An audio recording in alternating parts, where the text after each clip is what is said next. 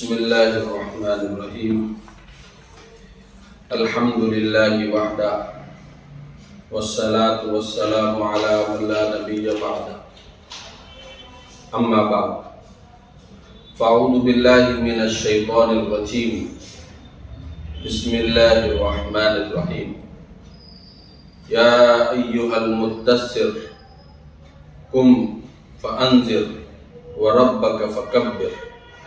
صدق اللہ العظیم وصدق رسولہ النبی الکریم ونحن علی ذلک لمن الشاہدین والشاکرین والحمد للہ رب العالمین۔ اللہ کے نبی صلی اللہ علیہ وسلم کی زندگی جو کہ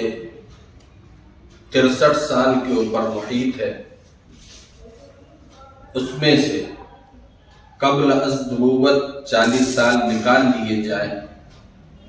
بچتے 23 سال۔ ان 23 سالوں میں اللہ کے نبی صلی اللہ علیہ وسلم نے یہ انقلاب کس طریقے سے برپا کیا، کس طریقے سے انسانیت کے دل کے رخ کو موڑ کر رکھ دیا کہ لوگ اسلام کے دامن میں پناہ لینے پر مجبور ہو گئے، اور یہ مجبوری کسی دباؤ کی بنیاد پر نہیں تھی، بلکہ خوشی کے ساتھ اپنے آپ کو اللہ اور اس کے رسول کے حوالے کرتے ہوئے جو اندر سے ایک خوشی اور ایک خلا کو پر کیا جا رہا تھا، اس لیے وہ لوگ سمجھ چکے تھے کہ ہماری بھلائی اور بہتری وہ اسلام کے دامن میں پناہ لیے بغیر حاصل نہیں ہو سکتی۔ دنیا میں جو مستشرقین اور صحافی اور دشمنان اسلام جو بھی رہے ہیں، وہ سب اس بات کے اوپر حیران ہیں کہ اس 23 سالہ مدت میں محمد بن عبداللہ نے انسانیت کے رخ کو کس طریقے سے پھیر دیا اور یہ انقلاب کس طریقے سے برپا کیا۔ ہم اللہ کے نبی صلی اللہ علیہ وسلم کی حیات طیبہ پر جب نگاہ ڈالتے ہیں تو ہمیں اس میں چند باتیں نظر آتی ہے، چند چیزیں ملتی ہیں جس کی وجہ سے اللہ کے نبی صلی اللہ علیہ وسلم نے یہ انقلاب برپا کیا تھا۔ سب سے پہلی بات جو آیت کریمہ آپ کے سامنے تلاوت کی گئی ہے، جس میں اللہ رب العزت کے ارشاد ہے، یا ایھا المدثر، اے کالی کملی والے، اے چادر لپیٹے ہوئے، قم اٹھیے، فانذر اور ڈرائیے، وربک فکبر اور اپنے پروردگار کی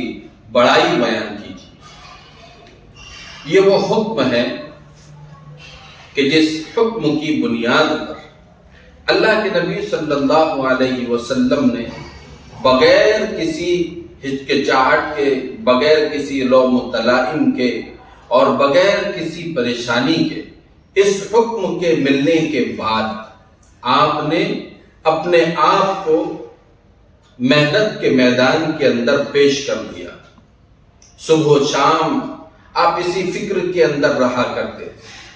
اللہ کے اس پیغام کو انسانیت تک کس طریقے سے پہنچایا جائے۔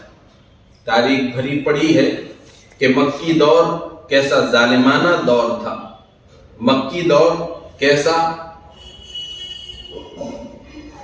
ظالمانہ دور تھا، جس دور کے اندر کھلے بندو عبادت کرنا، اسی طریقے سے ایک لمبے عرصے تک معبودان باطل کی عبادت کرنے والوں کے سامنے ایک اللہ وحدہ لا شریک کی دعوت پیش کرنا اور اس کے کلام کو ان کے سامنے سنانا، کیا کچھ اللہ کے نبی صلی اللہ علیہ وسلم کے سامنے نہیں تھا۔ لیکن اس کے باوجود اللہ کے نبی صلی اللہ علیہ وسلم نے اس حکم کے ملتے ہی فوراً اپنے کام کا آغاز فرمایا، اور آپ نے جو حکم اللہ کی طرف سے نازل کیا گیا اس کو اس کے بندوں تک پہنچایا۔ یہ انقلاب کی بنیادی وجوہات میں سے پہلی وجہ ہے کہ اللہ کے حکم کو جو نازل کیا گیا ہے اس کو جو کا تو انسانیت کے سامنے، اللہ کے بندوں کے سامنے پیش کیا گیا۔ قرآن کریم نازل ہی اس لیے کیا گیا تھا تاکہ اس پر عمل کیا جائے اور اس کے ذریعے سے اپنی زندگی اور اپنے مقصد حیات کو پہچانا جائے۔ یاد رکھیں، جب تک انسان قرآن کریم سے وابستگی اختیار نہیں کرے گا تب تک وہ توحید بھی حاصل نہیں کر سکتا، شرک سے اپنے آپ کو بچا نہیں سکتا، احکامات خداوندی کے قریب نہیں ہو سکتا، تب تک اس کے دل سے ڈر اور خوف نہیں نکلے۔ اللہ کے نبی صلی اللہ علیہ وسلم نے سب سے پہلا جو کام کیا ہے، آج کے اس پرفتن دور میں میرے جیسے لوگ جہاں بولنا چاہیے غلط کام ہو رہا ہو، برائی ہوتی ہوئی دیکھی جا رہی ہو، لیکن تعلقات کی بنیاد پر، اسی طریقے سے معاملات کی بنیاد پر یا اس سے حاصل ہونے والے فائدے کی بنیاد پر زمانوں کو روک لیا جاتا ہے، چھوڑ دیا جاتا ہے، جبکہ ہمارے اپنے اندر اتنی طاقت ہمارے اپنے تعلق کی بنیاد پر موجود ہے کہ ہم اسے روک سکتے ہیں یا پھر ہم اس کی مخالفت کر سکتے ہیں۔ لیکن اس کے باوجود، ہم سب جاننے بوجھنے کے باوجود ہم اس کے شریک حال ہو جاتے ہیں، جبکہ اللہ کے نبی صلی اللہ علیہ وسلم نے ایسا نہیں کیا۔ آپ کو حکم دیا گیا اللہ کے بندوں کو ڈرائیں، کیا آپ نے اس ڈرانے کی بنیاد پر تکلیف برداشت نہیں کی؟ بے شک کی ہے۔ اچھا، مکہ کی اس سرزمین پر کس کو ڈرایا جا رہا تھا؟ یہ تو اللہ نے ایک بہترین موقع عنایت فرمایا مسلمانوں کے لیے کہ مسلمانوں ہی کے اندر ایک جماعت کو کھڑا کیا گیا تاکہ وہ ان کی رہبری کر سکے، ورنہ اولین درجے کا کام اللہ کے ان بندوں تک اللہ کے پیغام کو پہنچانا جو اس کی وحدانیت سے واقف نہیں ہے، اولین درجے کی چیز ہے۔ یہ تو ہمارے اپنے بگاڑ کو دور کرنے کے لیے اس جماعت کو تشکیل دیا گیا، لیکن اولین درجے کی جو چیز تھی اللہ کے بندوں کو اللہ سے واقف کرانا، اسلام سے واقف کرانا، اللہ کے نبی صلی اللہ علیہ وسلم کی اسوہ حسنہ اور سیرت طیبہ سے واقف کرانا مقصود تھا۔ لیکن آج ہم دیکھ رہے ہیں قرآن کریم کو ہم اللہ کی آخری کتاب مانتے ضرور ہیں، لیکن جہاں اس کی دعوت اور اس کو پیغام رسانی کا موقع آتا ہے وہاں ہم اپنے آپ کو پیچھے کر لیتے ہیں۔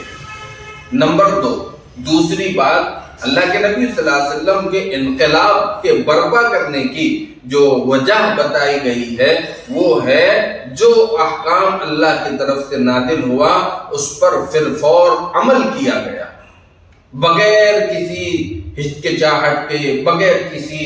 سوچ و فکر کے، بس اللہ کا حکم آ گیا۔ کتنی مثالیں موجود ہیں کہ حضرات صحابہ کرام کے سامنے جب اللہ کے اس پیغام کو پہنچایا گیا، حضرات صحابہ نے اس کو قبول کیا، اور قبول ہی نہیں کیا بلکہ آپ نے دنیا والوں کے سامنے بھی اس کو عام کیا۔ میں ایک مثال آپ کو دیتا ہوں، دیکھیے شراب ایک مرتبہ کے اندر حرام نہیں ہوئی ہے، 3 مرتبہ اس کی آیت کریمہ کو نازل کیا گیا۔ جب آخری مرتبہ شراب کو حرام کیا گیا، حضرت عبد الرحمن بن عوف رضی اللہ تعالیٰ عنہ اپنے ساتھیوں کے ساتھ کھانے کے ساتھ شراب نوشی کر رہے تھے، شراب دسترخوان پر رکھی ہوئی تھی۔ شور مکہ کی مدینے کی گلیوں کے اندر برپا ہوا۔ آپ نے اپنے خادم سے کہا کہ جاؤ دیکھو کون ہے۔ وہاں پر جب دیکھے، خادم نے آ کر بتلایا کہ آقا اللہ کا حکم نازل ہو چکا ہے کہ شراب حرام ہو گئی۔ دیکھیے عمل کس طریقے سے حضرات صحابہ کرام نے کر کے بتایا، جو جام ہاتھوں کے اندر تھے وہ لبوں کو نہیں لگے، جو لبوں پر لگے ہوئے تھے وہ حلق کے نیچے نہیں اترے، اور جو ٹاکیوں کے اندر بھرے ہوئے تھے وہ گلاسوں اور جاموں کے اندر نہیں آئے، بلکہ اسے نالیوں کے اندر بہا دیا گیا، سڑکوں کے اوپر بہا دیا گیا۔ یہ کہا گیا کہ جب اللہ کی طرف سے حرام کیا جا چکا ہے تو اب ہماری اپنی کیا مجال۔ اللہ کے نبی صلی اللہ علیہ وسلم کی طرف سے جو حکم آیا کرتا تھا، حضرات صحابہ کی مجال نہیں ہوا کرتے تھے کہ اس سے ایک قدم آگے بڑھا۔ ایک موقع پر اللہ کے نبی صلی اللہ علیہ وسلم مسجد نبوی کے منبر رسول سے خطاب فرما رہے ہیں، جمعہ کا دن اور مسجد بھری ہوئی ہے، آپ نے باہر لوگوں کو کھڑے ہوئے دیکھا تو آپ نے کہا کہ اجلس، سب مل کے بیٹھ جاؤ۔ حضرت عبداللہ بن مسعود رضی اللہ تعالیٰ عنہ مسجد کے باہر کھڑے ہوئے تھے، مسجد سے کچھ دور کھڑے ہوئے، وہ وہیں پر بیٹھ گئے۔ کہنے والوں نے کہا کہ عبداللہ یہ بات تم سے نہیں کہی گئی ہے، بلکہ جو لوگ مسجد کے اندر مسجد کے پاس میں ان سے کہی گئی ہے۔ حضرت عبداللہ بن مسعود رضی اللہ تعالیٰ عنہ نے فرمایا، میرے قدموں میں یہ مجال اور یہ طاقت نہیں ہے کہ نبی کے حکم کو سن کر یا نبی کی آواز میرے کانوں کے اندر پڑ جائے اور پھر میرے قدم آگے بڑھے۔ آج ہم سب اچھی طرح جانتے ہیں قرآن کریم کو جو ہدایت نامہ بنا کر بھیجا گیا ہے، جو مشعل راہ بنا کر بھیجا گیا ہے، وہ ہماری اپنی بہتری کے لیے۔ مسلمان ہر وہ کام جانتا ہے جس سے اللہ راضی ہوتا ہے اور جس سے اللہ ناراض ہوتا ہے، لیکن جب عمل کرنے کا موقع آتا ہے تو مسلمان ان باتوں سے پسے پشت یا ان باتوں کو اپنی پیٹھ کے پیچھے ڈال کر وہ اپنے آپ کو دنیا کی دوڑ میں لگانے کی کوشش کرتا ہے۔ اس زمانے میں انقلاب کی بنیادی وجہ وہ عمل تھا، وہ بھی اللہ کی طرف سے جو حکم دیا گیا اس کو اپنی زندگی میں نافذ کرنا۔ آج ہماری اپنی بربادی اور ہماری اپنی کمزوری کی بنیادی وجہ کہ ہم نے کتاب اللہ کو، اللہ کی کتاب کو سمجھا ہے، لیکن اسے اپنے لیے ہدایت نامہ نہیں سمجھا کہ یہ ہماری فلاح بہبودگی کے لیے نازل کی گئی۔ اس لیے میرے بھائیوں، میرے عزیزوں، اپنے آپ کو اگر اس دنیا کے اندر فلاح اور کامرانی کے ساتھ بلند کرنا چاہتے ہو تو ہمیں قرآن کریم سے منسلک ہونا پڑے گا، قرآن کریم کے حکم پر اپنے آپ کو ڈالنا پڑے گا۔ اللہ عزتیں بھی عطا فرمائے گا، اللہ ثروتیں بھی عطا فرمائے گا، اللہ تعظیم بھی دے گا۔ لیکن اگر ہم جس طرح آج جی رہے ہیں، ہم اللہ کے کلام سے دور ہو کر، احکامات خداوندیہ سے دور ہو کر اگر ہم سوچ رہے ہیں کہ کوئی ہماری مدد کر لے تو یہ ہماری غلط فہمی ہوگی، ہماری کمزوری ہوگی۔ اس لیے ہمیں چاہیے کہ ہم اللہ رب العزت کی طرف سے جو کتاب نازل فرمائی گئی ہے اس کتاب کے